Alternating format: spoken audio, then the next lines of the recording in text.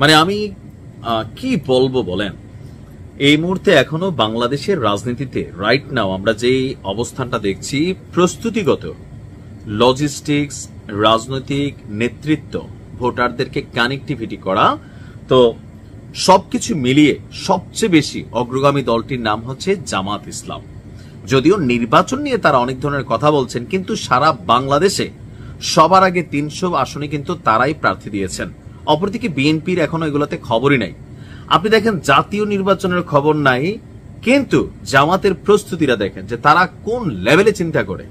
আমার মনে হয় একটা মার্কিন সাম্রাজ্য সিস্টেম স্টাইলে তারা চলে, ডিপ স্টেট সিস্টেমে। ডিপ স্টেট কেন বললাম, যে শুনছি আর কি, আমেরিকা যদি কোনো দেশে আজকের দিনে টাচ করে তাহলে বুঝতে হবে মিনিমাম 5 বছর আগে থেকে এটার পিছনে তারা অঙ্ক করছে, সুযোগ খুঁজছে, কারে ওই দেশ থেকে রিক্রুট করবে, ডিপ স্টেট কিভাবে কাজ করবে, সবকিছু মিলাইয়া।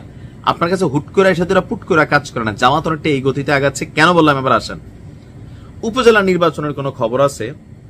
উপজেলা নির্বাচনের ভাই, জাতীয় নির্বাচনই তো হচ্ছে না, উপজেলা নির্বাচন কবে হবে?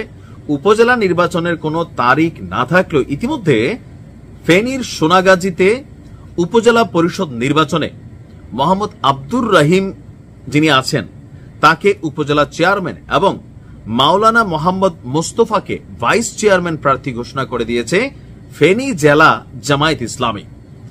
আগামী উপজেলা পরিষদ নির্বাচনের কোনো তারিখ বা তফসিল ঘোষণা না হলেও আগে ভাগে জামাত তাদের এই প্রার্থীর নাম সামনে নিয়ে আসলো।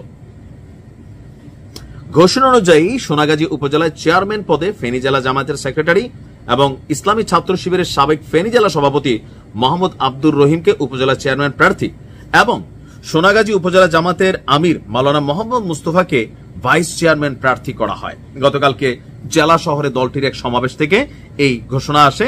কেন্দ্রীয় সহকারী সেক্রেটারি মাওলানা এটিএম মাসুম সাহেব তিনি এই বক্তব্য দিয়েছেন।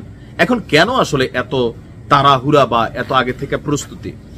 কারণ জাতীয় সংসদ নির্বাচনের পরপরই তৈরি হয়ে যাবে কোরামি।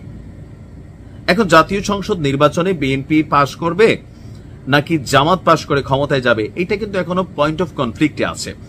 বাট তারপরেও দেখেন যেন একটা টিম ওয়াইজ কাজ করতে পারে, একটা চেইন অফ কমান্ড, যে এই চেয়ারম্যান হবে আগামী দিনে, তুমি উপজেলা চেয়ারম্যান পদে দাঁড়াইবা, তুমি এইটা করবা। So right now you are a team.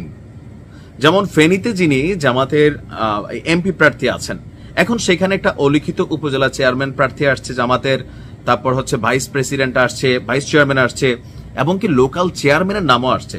So right নাও তারা একটা টিম ওয়ার্ক করবে।